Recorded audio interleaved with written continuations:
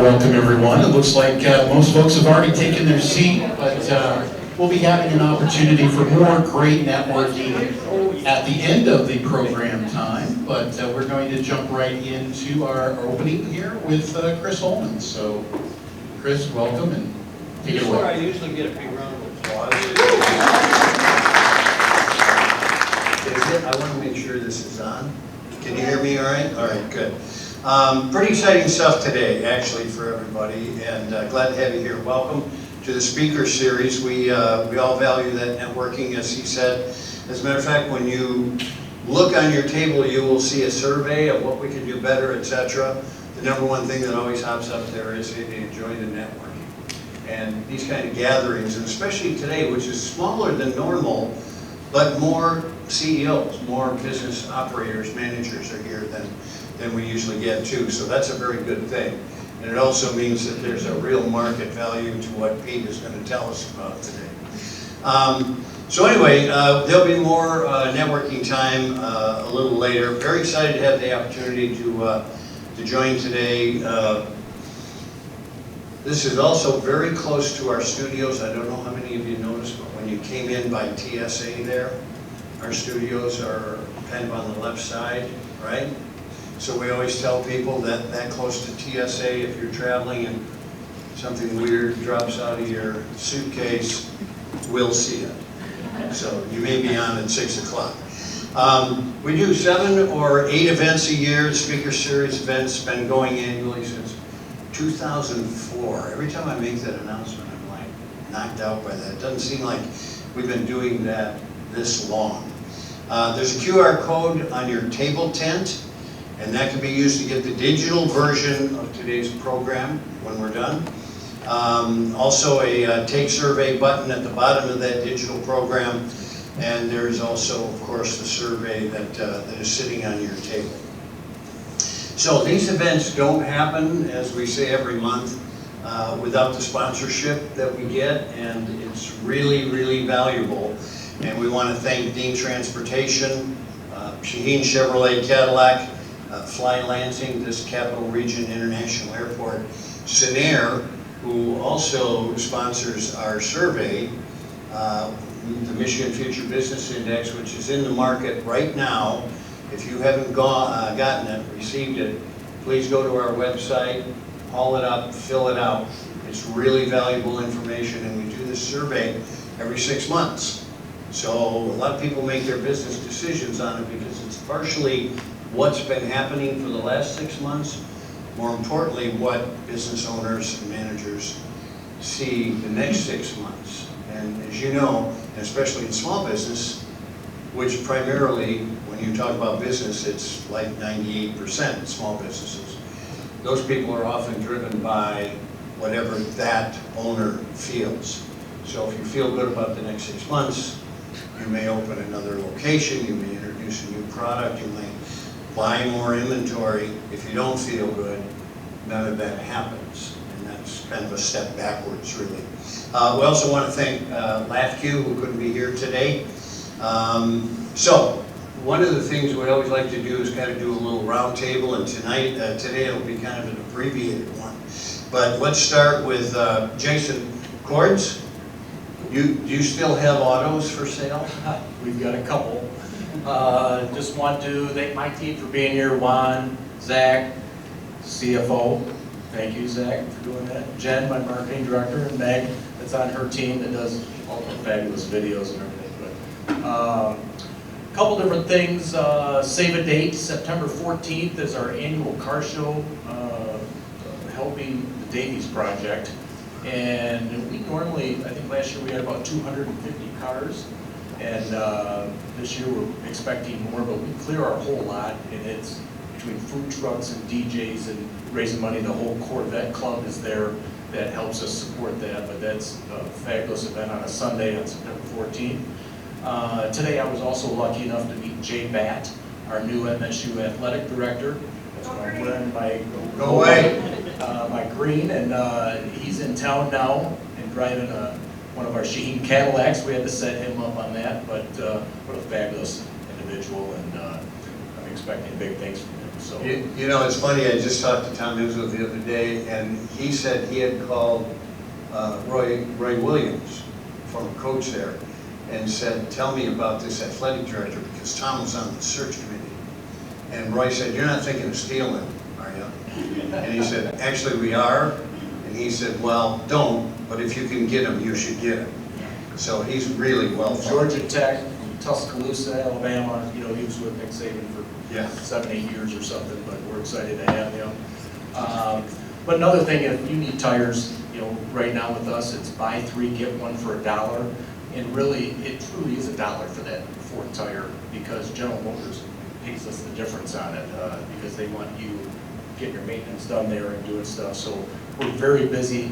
We're the cheapest rounded tires, and we've got an 8-bay quick lube tire center that'll help with that. So about that, thanks to my team for being here, and thanks for NuWave. And still more, We do use NuWave, and we love them. So. still more inventory, which is not always the case, but thank you. Courtney Bowman is here from Dean. Hi, everyone. Courtney Bowman, Director of Community Engagement at Dean Transportation. We just wrapped up the school year across the state, which was a phenomenal end to a great year, but we ask everyone still, please be aware, buses are still on the road, summer school, camp field trips, all those things. Be careful around the big yellow buses, as students are still everywhere. So, and on the Trailway side, we are excited. Our team is headed to Detroit for the Rocket Mortgage Classic starting this weekend. We are the official transportation sponsor for the event, so if you're there and get on a parking shuttle, say hi to our drivers. They'd be happy to see you and know you're there to visit. So, and keep in mind, we have vehicles available for black car service to the airport, motor coaches, so if you're going on family vacations, taking your teams on summer outings, anything like that, give us a call. We're happy to help and get you where you need to go. Now, listen, we never perpetuate not flying out of Lansing. But if there's a connection problem or something, and this is the best way to get to another. We can get you here too. No, I know, you can get them here too. Okay, with that, as long as your mic's back there, who's got it, right? Okay, Ryan. There you go, Chris. All right, hi everybody. Ryan Hunt, CEO with the Michigan Works Association. So we support the 16 local Michigan Works agencies around the state, including capital area, Michigan Works right here in the Lansing area. So a couple of things on our end that we're keeping note of. We're still waiting on a budget from the State House for fiscal year 26 and looking at ways that we can continue supporting workforce development efforts. One thing I know Chris is working on is the Michigan Business Index survey. So each year, for however long now, Chris, I know that talent and workforce continues to be one of the main challenges and priorities for the business community. And so that's what we are hoping to continue supporting, our effective policies and resources so that our local Michigan Works agencies can continue to serve businesses and job seekers in all 83 counties of the state. So thank you again for those in the room that continue to join us alongside our advocacy efforts in DC and here in Lansing to make sure that we are able to secure resources for those effective programs. The other thing I wanted to mention as well is our 2025 Michigan Works Annual Conference is coming up here in just a couple of months. This year we will be down in Kalamazoo for our annual conference, September 7th through the 9th. That is the state's largest workforce development conference, so each year we bring in workforce development professionals, economic developers, community partners, educators, and other stakeholders to the conference to share best practices and network with one another, since workforce continues to be, again, one of the main topics of discussion nationwide. We do have sponsorship opportunities that are available for our 2025 annual conference, so if you're looking at ways to engage with hundreds of workforce professionals and other stakeholders, our annual conference, in my opinion, is the best way to do so. And also exciting news, in just a few years, I think it's 2028, that we will be in Lansing for the annual conference, right? So just coming up, we did sign a contract earlier this year, and we're bringing our annual conference back to Lansing in just a few years. And I don't remember the last time we've had it in Lansing, but certainly predates me, but we're very excited for 2028 back here in the capital region. Listen, I don't want to blow smoke, but since you took over the association, it has been not only more active, but more effective. You've done a marvelous job. Thanks, Chris. Yeah. And I want to point out, his shirt is the state of Michigan They had the basic blue option, but I chose I got it. Did you notice we didn't give the mic to Rebecca, but she still got it? Okay. Paul, yeah. Paula Cunningham, I want you to stand up and tell us what's going on at AARP. She's the executive director for Michigan AARP. Hello, everyone. Thank you, Chris. There's a lot going on at AARP. Just let me mention 3 things very quickly. Number 1, Social Security is under threat along with Medicare, Medicaid. We are nonpartisan, non-profit. We don't have a PAC. We've never had a PAC. This is about 67% of older adults who rely on their Social Security checks being there, and it is not an entitlement. It's money that is earned. Within the first 24 hours of our national office asking people to sign a petition, we had 300,000 signatures within the first day of people signing just to protect Social Security as dollars that you earned. Surprisingly, you might be surprised to learn that a lot of young people are also very committed to this because they're also putting money into Social Security and they want to make certain that it's there. Number 2, we're still in the caregiving business, folks. There's so many folks who are taking care of their loved ones. Unpaid family caregivers, there are 1.7 million of them just right here in the state of Michigan. People who drive them to doctor's appointments, people who build a ramp in order to help them be able to have the mobility and change their bathroom around.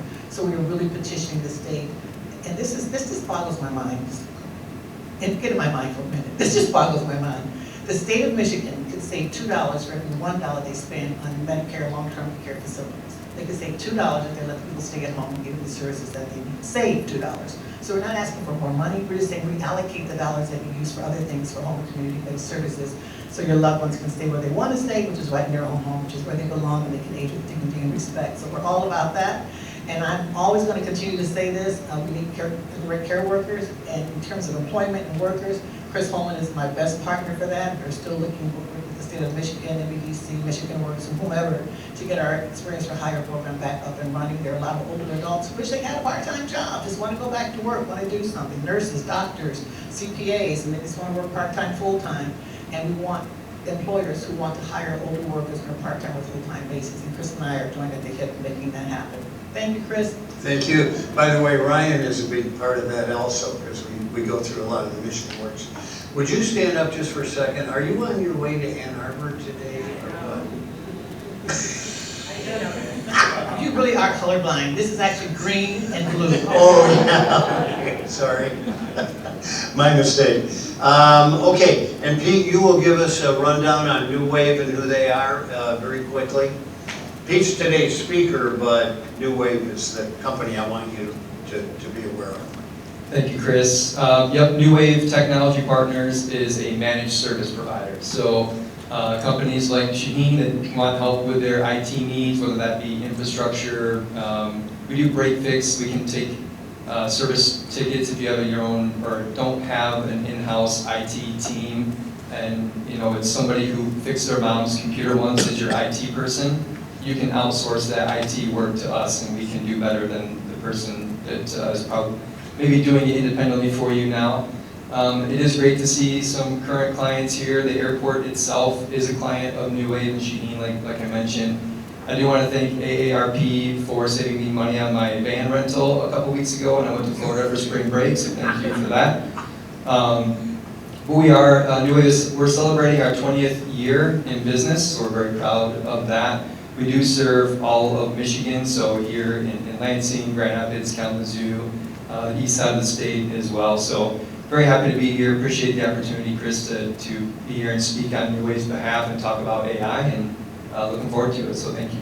Well, Pete, you're here because a big part of this speaker series is to be educational. And nobody's talking about anything more than AI. And none of us know less about it than we think, So this is going to be really, really fruitful today. So with that, you are all dismissed to go down and get your lunch, and then we'll resume the program as soon as you get back.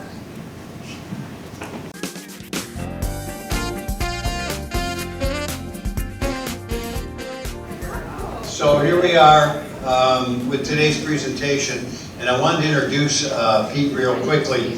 He's a, he's a seasoned technology leader, AI evangelist, and relentless innovator, and with over 2 decades. You don't look old enough. 2 decades of experience driving operational excellence in the tech industry.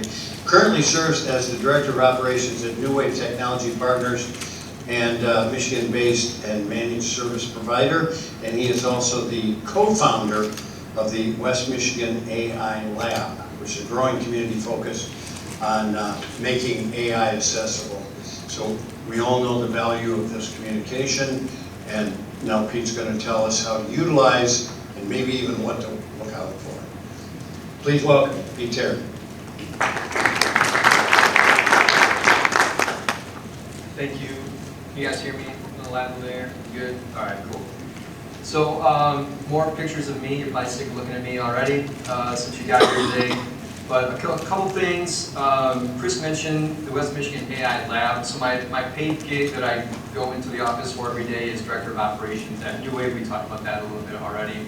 But I do the AI Lab and the podcast on the side. And the reason that we started the AI Lab is because we were fearful that people were going to get left behind with AI. And I talked to some of you here a little bit before, and you're interested in what's next and where's AI going. You guys hearing this feedback too? That thing?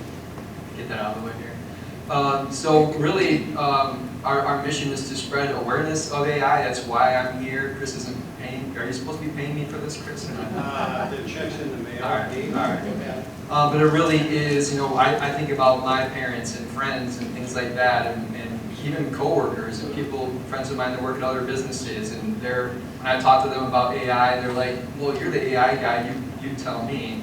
And that scares me because they're just not using it, and I am fearful that they're going to get left behind.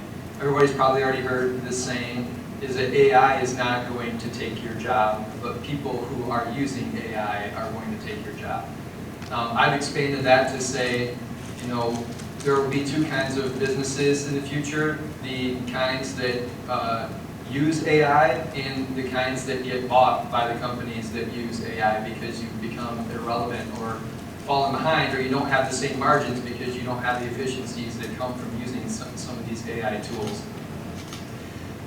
So what we do is we bring in a new speaker every month. They can be business owners. We've had PhDs, all kinds of AI geniuses come in and present to our group. We meet in Grand Rapids. There's a great group here in Lansing. If you want to learn more about it, I can give you some information on that, run by some fantastic people here locally.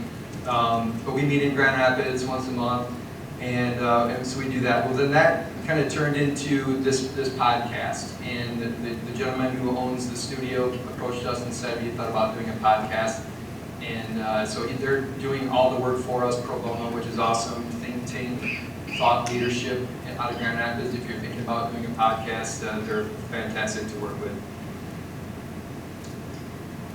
Some of you have probably heard the term hallucination when it comes to AI. If you haven't, that's just a long word to say that AI is lying to you.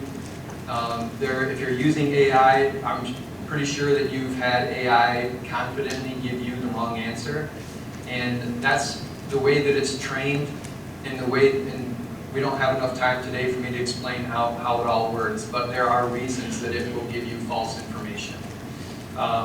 So I have an example of that I want to share with you. So we were on spring break this year, driving the van that I got a great discount from AARP with. And we got down there, we're eating dinner with some friends, and one of my good friends said, hey, I'm going to get a tattoo. So he had lost his father last year, and this was the idea that he came up with.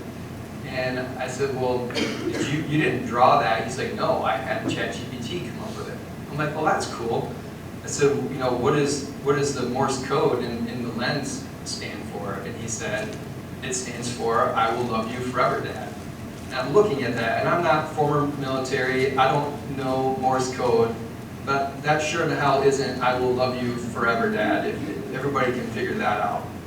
So I said, how about you let me take a picture of your tattoo idea with ChatGPT and ask it to translate the Morse code. So my ChatGPT, interpreting his ChatGPT generated image, said, oh, well that translates to, let's go drink beer.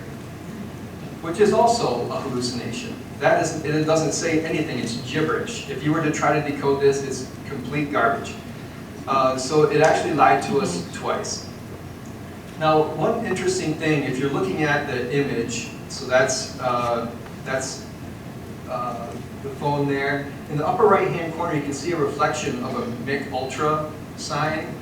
So I can't prove this, but what I think happened is that it saw enough of that MIC Ultra logo to recognize that it was MIC Ultra and threw drinking beer into the image. So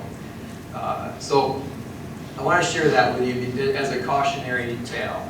AI is great at a lot of things, but it will confidently give you the wrong answers. There's ways to mitigate that, but as we were talking here, especially when you're talking about law, you've heard stories, news stories of lawyers getting in trouble because they presented AI-generated documents that reference cases that didn't exist. It's good to double check the work. It can still save you time. Just don't hand over the reins completely. We're still at a stage where we need to verify the results that come from AI-generated content. So I do, this is an AI-generated image. I do want to, for the rest of the presentation here, I'm going to share my ChatGPT instance, and we're going to go through. This is something I've done a couple times with our group, and it's actually, I didn't think it would get as good of a response as it did.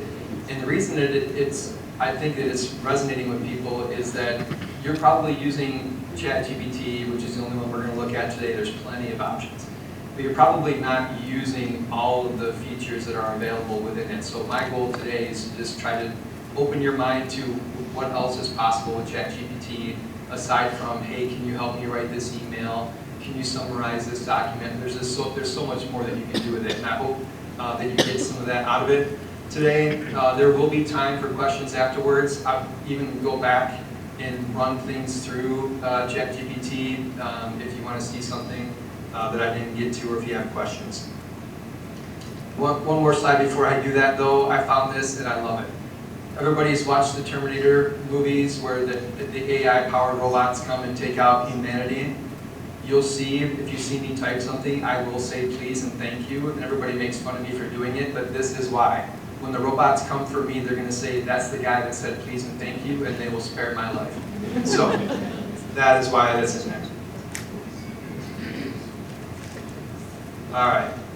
So, in ChatGPT, if this is brand new for some of you, I don't have enough time to go into everything here. I'm going to go kind of fast because I've got about 20-ish minutes to go here. But please raise your hands if you need clarification on something or anything like that. So a couple things that I want to show you. Over here on the left-hand panel is something called a GPT. And there also have been called custom GPTs. And there's their naming convention for it. So if I click on that, it brings up the GPT marketplace. So everybody should have access to this. I do pay $20 a month for the Pro model. They've since introduced, like, it's the Ultra or whatever. It's like $200 a month. It gives you some additional cool tools. But by going into the marketplace here, you can sort by different types of GPTs. But these are things that people have built, and they are available for use by anyone that wants to use them. So if you're into astrology and you want to see what AI can do with your astrological chart, you could use this. There are some for workouts and diets, and so these are all things that people have put out here. Initially, when OpenAI, who owns ChatGPT, they said that they were going to monetize this. They haven't yet. Some folks have figured out ways to put links in there that will take you to something that they can monetize off of it, but I think that'll come someday. But what I want to show you, you can also build these yourself. So if you go into my GPTs, I'm going to show you just a couple that I've built. One of them is the negative Google review generator. So hopefully none of you are getting enough negative Google reviews that you have to have AI, write the responses for you. But you do get them from time to time, right? And sometimes you just first you want to pick up your laptop and throw it through the window, and you're all pissed because you got a negative review, right? Then once you calm down, you want to respond, and you want to respond, you don't want to do it 6 months from now. You want to come up with a response sooner rather than later. It can still be hard to separate yourself emotionally from your business, especially if you started that business or if you're very invested in that business. So I thought, just for fun, I would come up with this negative review generator. And it's actually not generating negative reviews, it's generating a response to a negative review. So I probably could have named this better. But that's a fun one. And again, I don't have a ton of time to take you through all these. But the one that I found the most useful that I use all the time is this one called Pop a Prompt. And it's just a silly name that I came up with. And I'm actually going to go in and show that you can edit these once you build them. And I could publish this and put it on the marketplace. But I'll show you why these are useful. So in the Configure tab here, you give it a name, you give it a description, but then you can give it instructions. So if you're using AI with any kind of regularity, if you're using it for the same task, some of you have probably found a prompt that you like and you copied it and pasted it into a Word document somewhere that you can go and get it later. Or you don't, and you use it and you forget that prompt, and you're like, shoot, now I need to use it again, I don't have that prompt anymore. That is what a custom GPT will do for you, is it will save that prompt. So I actually used this, and what Pop a Prompt does, and it sounds sillier the more and more I say it. I guess when I built it, I wasn't planning on showing it in front of a group of 50 people. Is it will give me a prompt that I can use back into ChatGPT, because that is where the real power lies, is in the prompt. As much as you hear that prompt engineering is dead, that's not true. There's still a lot of power in prompting. I don't write a lot of my own prompts unless it's something that I'm going to, just a really quick use case for something very simple. I almost always go to this Pop a Prompt and I say, I need a prompt to do this, and I'll show an example of that later. And it will give me a very structured prompt layout that is way better than anything that I could have written on my own, and I get a much better output. If you're not using AI to write your AI prompts, you're really missing out. I cannot recommend that highly enough. Your output quality will change dramatically. And you can also give these things different features. You can give it conversation starters, and you can also attach documentation. So what you're seeing on the bottom left-hand side of the screen here is about a 70-page white paper that Google published about AI prompting. So Google's smarter than I am, so it will reference that document when it goes to write a prompt for me. So not only is it using the instructions that are here on the left-hand side upper part here, but it's also using that document. So you can, if you wanted to, you could upload, as long as you're making sure with your employer that the documents that you're uploading to AI, this is a disclaimer for the rest of the presentation, make sure that if you're uploading any kind of documentation or giving any data to AI, that it's not sensitive data that your employer would not want outside of the organization. But you could, if you were working on a case, you could upload case documentation to this, and you could, if it was something that you were going back to over and over again, you could reuse this custom prompt and save yourself a lot of prompting and time putting that all together every time. Any questions on custom GPTs before we move on? All right, everybody's eyes are still mostly open. Sorry? This is within ChatGPT. Correct. Yep. Main model. Yep. So. Little folder almost, right? That's what you find. Sorry. You can create little chat search folders, essentially, right? Absolutely. Yep. So it's right here on the left-hand side. If you go to GPTs, it's right here off of the main sidebar. Yeah. Yeah. So let's. Do you have a prompt that you would like to have? Well, that's not very helpful. All right, anybody have an idea for a prompt that they would like written? You know, I can actually... I mean, I use it for like summary of new stuff that I don't want to read biased articles in both directions, obviously. So I'll be like, you know, when I heard something about the new bill or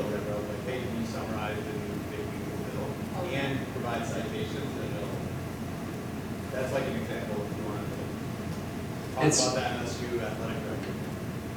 All right, so I'm going to start with please. Give me a prompt that I can use to summarize the newly minted, big, beautiful, I don't have my glasses on, so bear with me. Bill, I want citations. And you, don't worry, I always correct my spelling because it's just a thing for me, but you don't have to be super accurate with your spelling, so don't worry about going back and it knows. I want citations, I want it to be politically neutral. So this is maybe not the best example of this. I have a different one that I'll show you. But what you're going to see here is this creates the initial prompt. So it says you will act as a professional policy analyst, yada yada. You or I, none of us in this room are coming up with this on our own without spending a tremendous amount of time, and it just did it in, you saw me type it in about 15 seconds. Another thing that's built into a prompt is this critique. So after it presents the initial prompt, it critiques its own prompt. So this is another point that I want to make today, is you can use AI to create emails and summarize documents. The real power is using it as a thought partner. So I ask it to critique me, I ask it to critique itself, and you can get to a more rich content because you're not, and also know that all these models, Gemini, ChatGPT, the way that they're prompted behind the scenes is to drive engagement. They are going to fluff you up with every response. So by asking it to critique you and critique itself, you're going to get more to the meat of what's happening without this glossy, AI veneer that keeps you coming back for more. After a while, that wears thin, and it's not, especially if you're using it for work, that wears thin pretty quick, and you want that critique. You want it to judge the work that you're doing. So not only does it critique it, it asks a follow-up question. And it's asking for the source, which we would eventually give it in this. So, any other questions on custom GPTs? Was that a good example of? You have to copy and paste from there to actually perform the summary, or? Yeah. Well, yes and no. You could come down here and you could attach that bill as a file, and you could say, use the prompt that you generated without leaving the chat. I oftentimes will create the chat here and then start a new chat with it or a new project with it just to keep it clean. Have you noticed accuracy of choose one or another? Is one more accurate than other? The question is, have I noticed accuracy? You're talking about between models, like between Gemini and... No, between like keeping it within this thread or creating.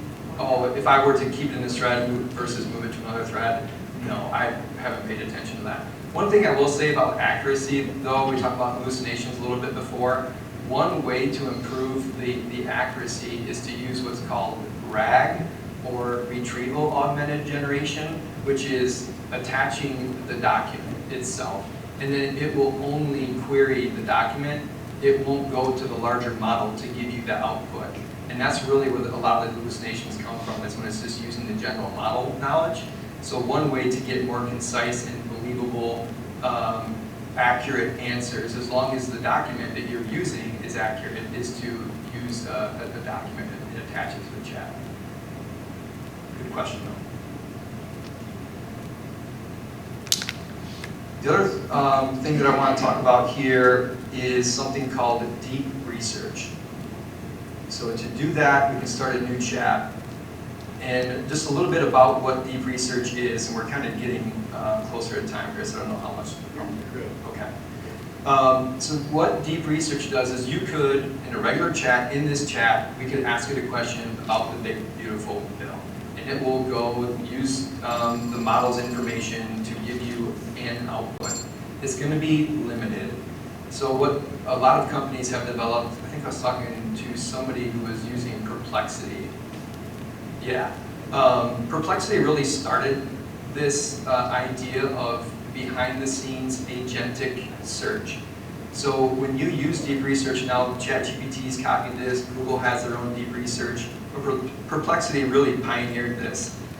It's running AI-powered agents in the background doing your research for you, so you don't have to say, go look at all these sources. It's using a bunch of brilliant programming to go do this on your behalf. So I want to give you an example. So we're going to start it now, and then I'll show you some other things because it can take up to 10 minutes to go do that research and pull that information together. So we'll come back and look at this in a minute.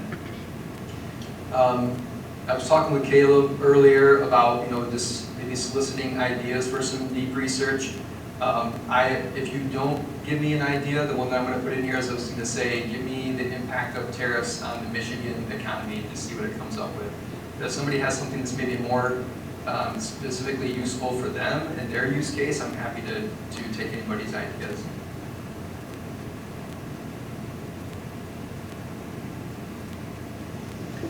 After I've been talking for about 10 minutes, puberty sets back in, my voice starts cracking. So.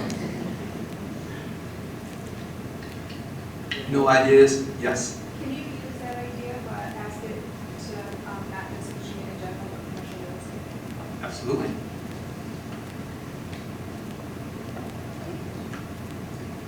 Please.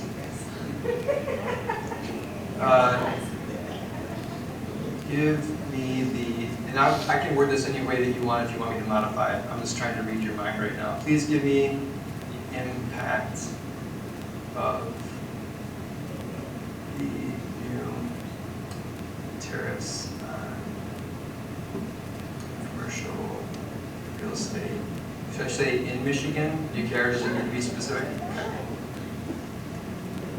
All right, so this is a very basic prompt. If we had more time, I'd go to my old friend, pop a prompt, and I would say, I'm about to use deep research. I want to look into commercial real estate and the impacts of tariffs in Michigan. And it would give me this, this prompt, but we're just going to do a quick one here.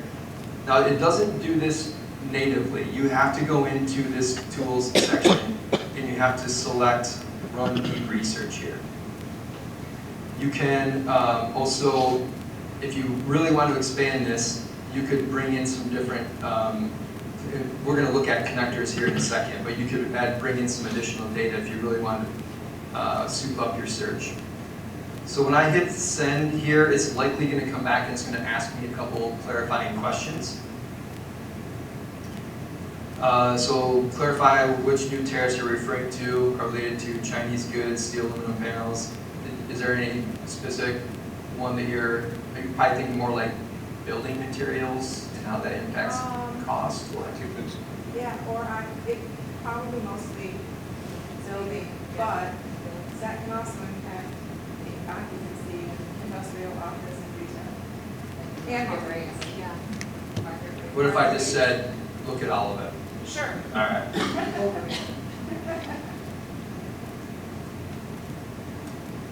And you can be terse, you can continue to ask it questions, and unlike your assistant, it will never get mad at you, it will never walk out the door. It might still lie to you until the robots come, but I said please, so leave me out. Oh. All right. So it's gonna kick this off. And that little progress bar isn't always accurate, but it's 10 to 1 right now, so we'll poke around, look at some other things. I've also got it set up, and I'll show you if I can remember where it is. Because there have been times where I've done this and I walked away and I forgot that I did it. But you can set up a push notification where it will message you. If you have the app on your phone, it'll message you and say, hey, your research is done, come check it out. So I do want to show you while we're waiting on that. Any questions on deep research? We're going to come back to it, but anything else before we move on? Okay.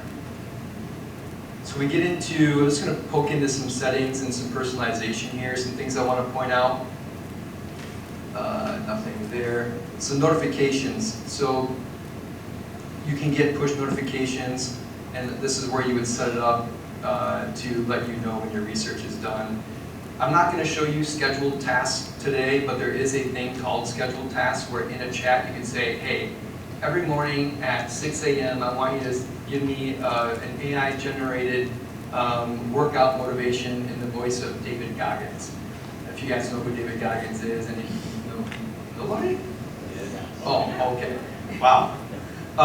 And it will do that for you every morning at that time. The little thing pops up, you click on it, and it'll give it to you. I'm just bringing that up here because you could have it send you an email or a notification via the app. In personalization, I want to talk about memory. So memory with ChatGPT has gone through some different iterations, and some of the other platforms are starting to catch up to this.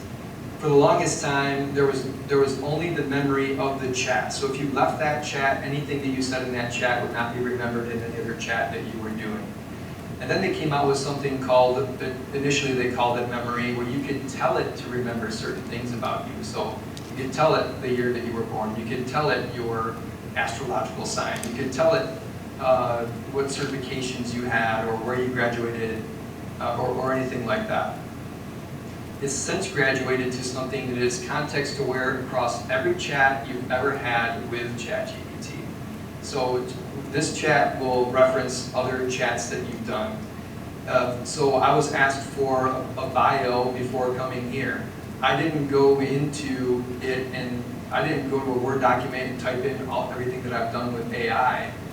It was really cool how I did it. I just said, knowing what you know about me and my involvement with AI, which would be the AI meetup group, the podcast, and everything, put a bio together for this presentation to Michigan Business Network, and it did. Without me telling it any of those things, it included those in there because it had that memory contextually. So, incredibly powerful. Some would say creepy. Privacy is an illusion anyway, in my opinion, so take that for what it's worth. Our phones are listening to everything we're saying anyway. How does that work in, like, just like, reference, let's say, you are writing as one like politically, but you want to write two different positions and assist with AI, is that going to interfere with each other? Is there an override where you can clear it? Like, let's say you want to write a very progressive position standpoint, paper or opinion, use that to assist you, and then one very conservative one. Yeah. Have it assist you, is there a way to like clear it also? Because usually, especially working with the weapons, like when you might need to write some decision points Yep. from both sides of the spectrum. Is Yeah. there a way to erase it completely from its memory, or is that just like it's there forever? But It's that a might really good skew- question. It might skew your future results. Yeah. So the question is, if you're using AI to generate content for you, in some cases you may want to be apolitical, but some cases you may need to take a stance from one side of the aisle or the other. If this is contextually aware of all of your chats, what happens when you ask it to take on a certain viewpoint? In that particular chat, you would prompt it to say, for this chat, I want you to be left-leaning, or I want you to be right-leaning, and it will do that and disregard what you've said in the past. It's not so much referencing your writing style, although it is learning your writing style as you're going. It's more memory like you of tasks, or sorry, events. Another great use for this, the memory feature, is to give it any of your any psychological profile that you've done. So if you do DISC, or if you would do Strengths Finder, or any of those, I've started feeding that kind of stuff into there, then asking it to tell me about me based off of that, and it's incredibly insightful, and it's helping me steer myself towards work that I'm better suited for because of that. So. But I'm talking about like going forward, is it going to remember that? Because let's say Remember you're- that you said give me something left-leaning. Yeah, and maybe you aren't, maybe you just wanted to be apolitical. I don't believe that it will. Okay. I'm pretty sure that it will not remember that. It's a good question though. But you can toggle the memory stuff off. If it creeps you out, toggle it off. If you want to see the real power of AI, toggle it on, have some fun. You can control the voice when you're using the voice feature. Data controls, connectors. I want to talk about this real quick. So this is a new feature within the last couple of weeks. One or two of the tables that I talked to, they are connecting an AI agent or an AI platform to some type of external source, like a SharePoint, sorry. So right now, you could, if you had a SharePoint site, you could connect this to it and it would extract data from your SharePoint site. I tried to do it with my own personal Google Drive, and it prompted me to say, I'm going to have access to everything in your Google Drive, and I backed the truck up and said no thank you today, because I wasn't comfortable doing that. I do think at some point they'll get some granularity where you can say, I only want you to have access to this folder or that folder or whatever. They are talking about having AI be sensitive to the type of data that it's looking at, but I don't trust that.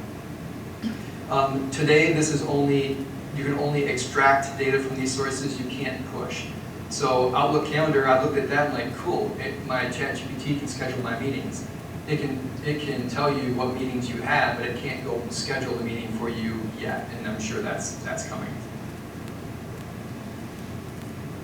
Last thing on this would be security. I highly encourage you, if you're not already, to enable MFA.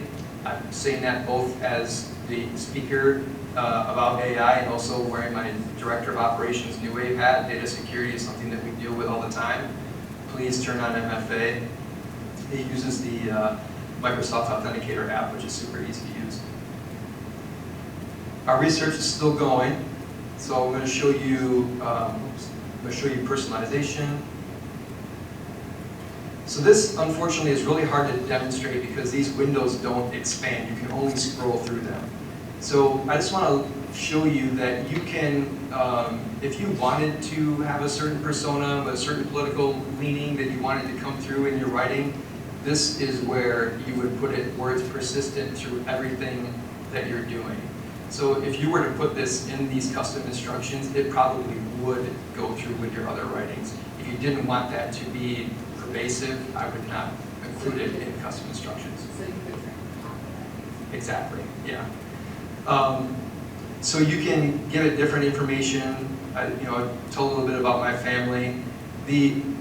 One of the things that I got really frustrated with in first using AI was that if it didn't know how to do something, it would say, I don't know how to do that, I'm an AI. I got so tired of that. That was the very first thing, number one in here, is you never mention that you're an AI. It doesn't want to hear it anymore. I also asked it to stop apologizing when it doesn't know how to do something. This one's kind of old. If anybody is a Reddit user, there's about 10,000 subreddits about AI that you can go to, and a lot of them deal with, specifically with like custom instructions that you can put in here to really make the AI work really well for you. You can see this is fairly lengthy, but it does steer the conversation with AI in a very powerful way. Lost my note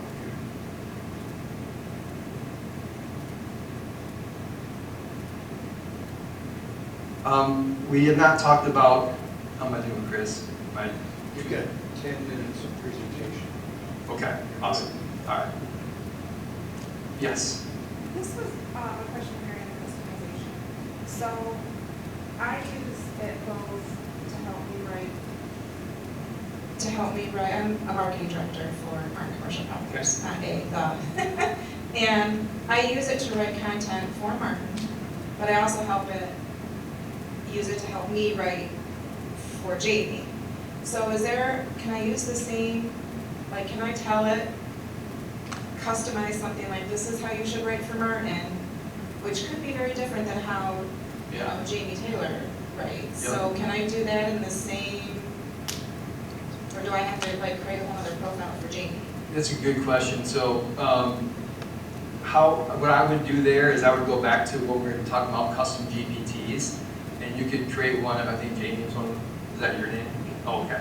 So you could have the Right for Jamie custom GPT, and the custom instructions in there would be your flavor, and then you would have another one for the marketing work that you do, and that would have a different flavor. So, yeah, great question. Of course. We're going to talk about projects here for a second. So projects are another very powerful way to use AI. I'm going to show you one here called VCAIO. If you're wondering what that is an acronym for, is Virtual Chief AI Officer. This is an offering that NuWave is bringing to clients. And we feel that there are multiple things that are holding up AI adoption in organizations. Some of it is knowledge, some of it is fear, and a lot of it is leadership. So what we're offering is to bring an AI leader to sit at the table with you and your leadership team to work and to implement AI into your organization. So to do that, I had we're an EOS company. If there's any other EOS companies in here, I had a rock to develop that process. So I created a project for it, and I did a project because I knew I was going to have a lot of source material that I wanted to continue to go back to without losing my chat or anything. So within this project, and they've beefed up projects within the last couple of weeks, OpenAI has released a bunch of features. You can upload documents. So I've got documents in here from Microsoft. I've got documents in here that AI itself has created. I've got stuff in here from Forbes about AI fatigue, which is what you're all feeling right now after me talking for 25 minutes about AI. Ethan Malik, one of the very first influential people in AI, talking about implementing AI into the workforce and into companies. So I wanted all of that to be taken into consideration when we were developing this offering. You can also give it its own custom instructions so that this project itself, kind of like what you were saying, Jamie, is that this project itself could have its own flavor and style. So I wanted this one to be a business advisor that had deep expertise in consultative service design because that's what we were building. And so I wanted it to take on that persona. And from that, I could ask, from within this chat, I could ask a question, and it would reference all of those materials, and everything below here are all chats that I've started within this project. They've recently added the ability to take other chats and import them into any project that you want. So if you happen to be working on something like, oh man, that'd be a great addition to that VCAIO project that I'm working on, you can move that chat into this project, and that becomes part of the context for that as well. Questions on projects? Is anybody using projects currently? One, do you find it useful? Do you have a favorite, if I put you on the spot, do you have a favorite use case in a way that has helped you? Just with the files, so that I can reference. Bring the files together. Do you, sorry, not to bring the microphone over to you, and I know some people are averse to the microphone, but somebody asked me a question earlier about accuracy. Do you find that if you're attaching documents to a project that the output, there's less hallucination because you're referencing the documents? I just haven't tried it. Okay. Okay. So I'll share a use case I just thought of. I was meeting with a professor from Grand Valley, and he wanted to meet with me and figure out some ways that he could use AI in what he was doing. So we brought him in the office, and we sat down, and we went through some things, and he said, you know, over COVID, myself and a lot of these other professors, we recorded our lectures. He said, how cool would it be if I could feed all of those lectures into a repository and my students could access that and ask questions of my lectures. So we built it right there.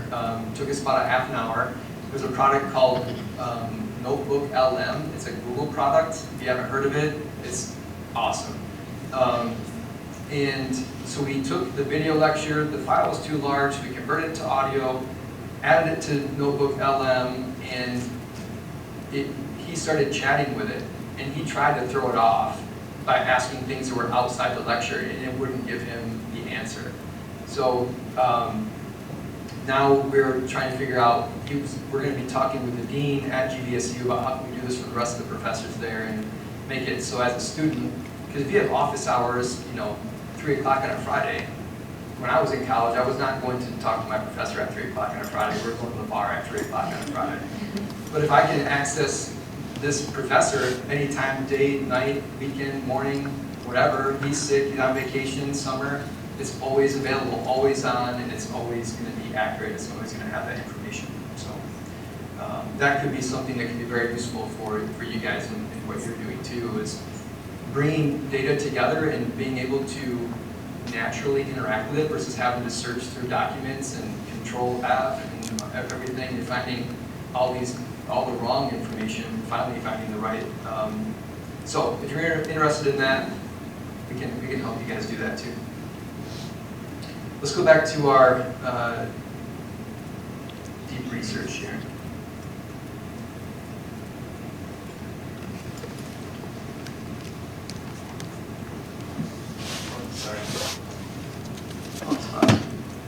All right, so let's go back up to the top here. I'm not going to read this to you. You're fine.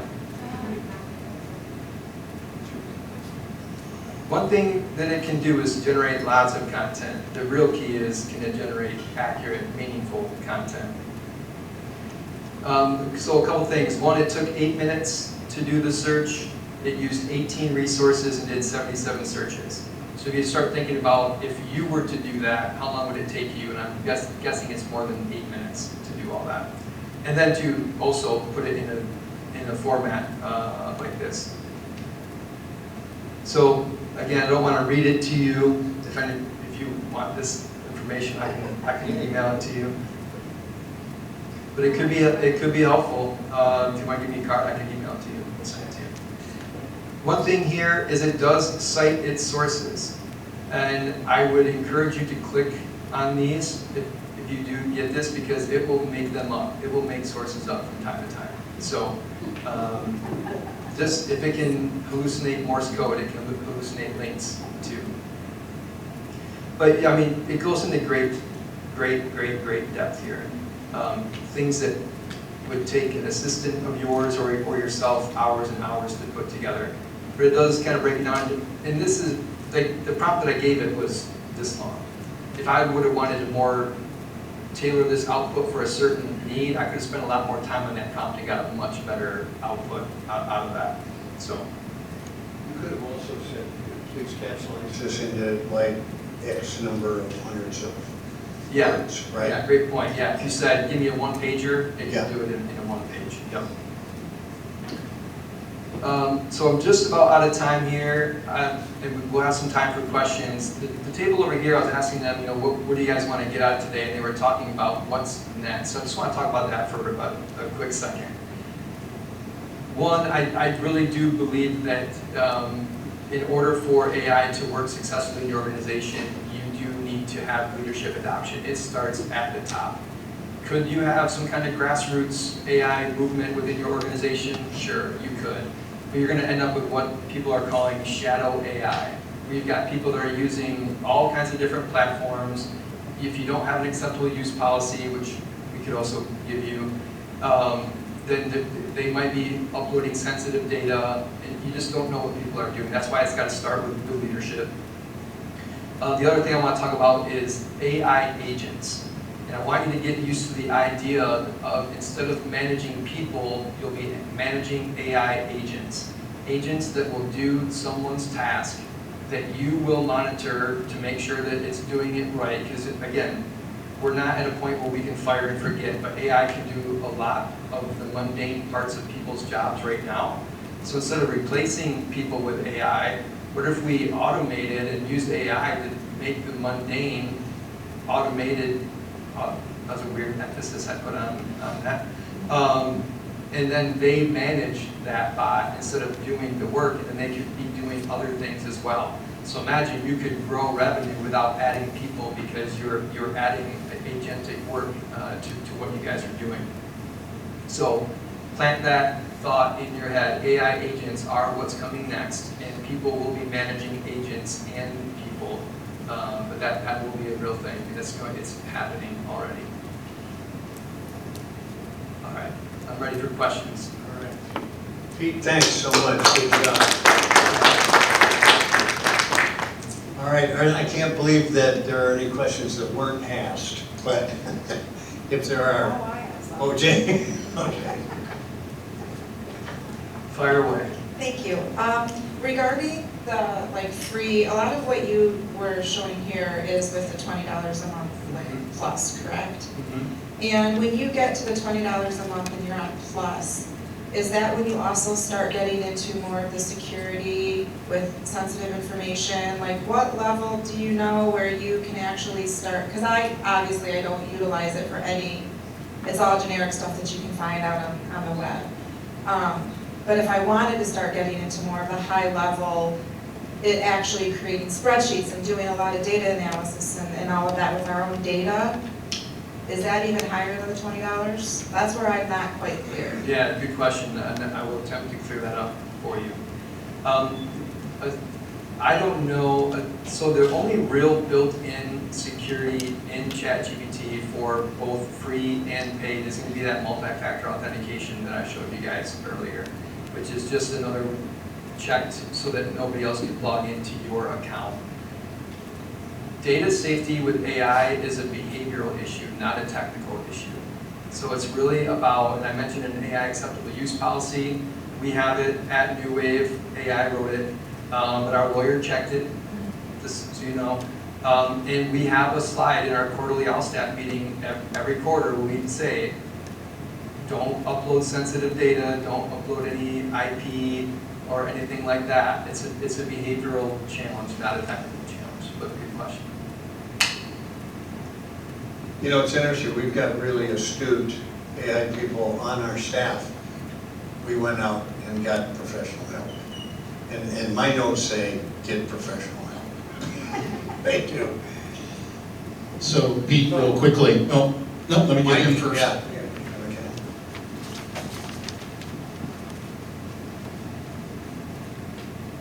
Hi Pete, thanks. That was really helpful and useful, and honestly, I feel like all of us could use that on a weekly basis. The thing that my wife keeps bringing up, and she's a librarian at Michigan State, go green, blue Go is white. white. Thanks.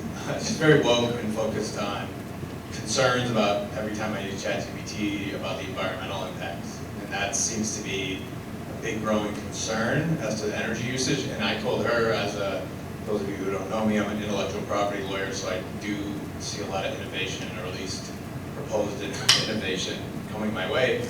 So I said, no, I promise you there's people working on this energy problem, but I'm just curious, what's, in your opinion, what's the state of that, what's going on with that, where are we headed with all that? There's absolutely a lot of work going into this. And I can't say this because we want to, I can't say it's because these big companies want to protect the environment. They want your access to the models to be as cheap as possible. The cheaper they can make it, it's cheaper because it's using less resources. So the more efficient they make the model, the less resources it uses, so they can get more and more people to pay $20 a month or $200 a month or whatever it is. So you'll see news articles coming out all the time saying, so-and-so just released a model and they can do it for half the price as ChatGPT. And then ChatGPT will release a new model and say, this is 04 Lite, and it uses half the resources, so it's half as expensive to use. So there's definitely a monetary reason to make them more efficient, which uses less resources.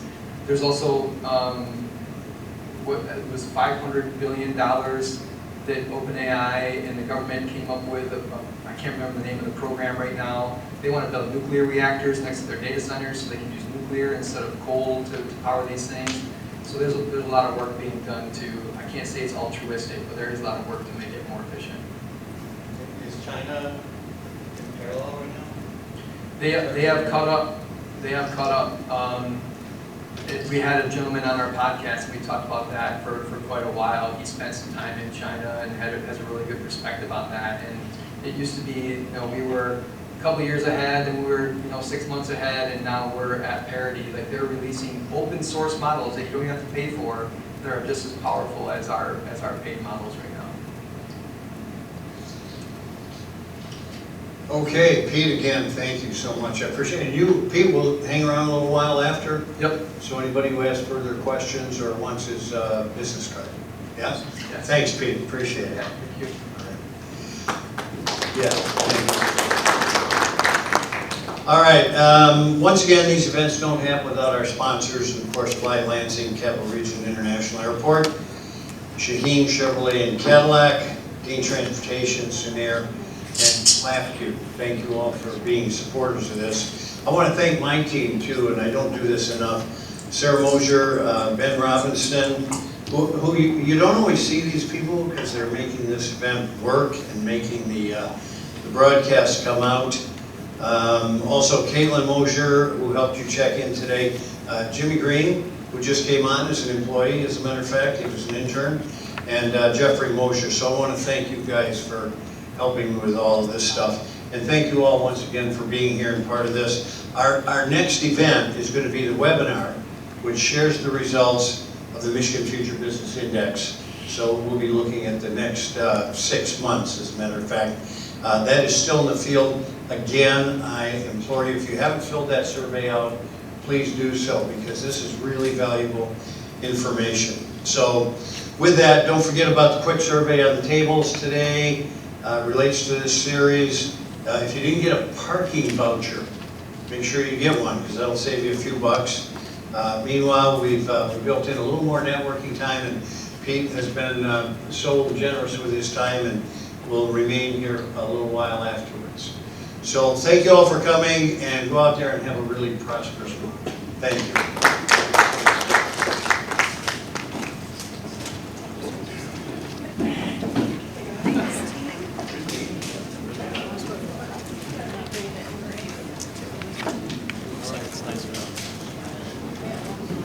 All right, Henry, are you ready to start using ChatGPT? I am.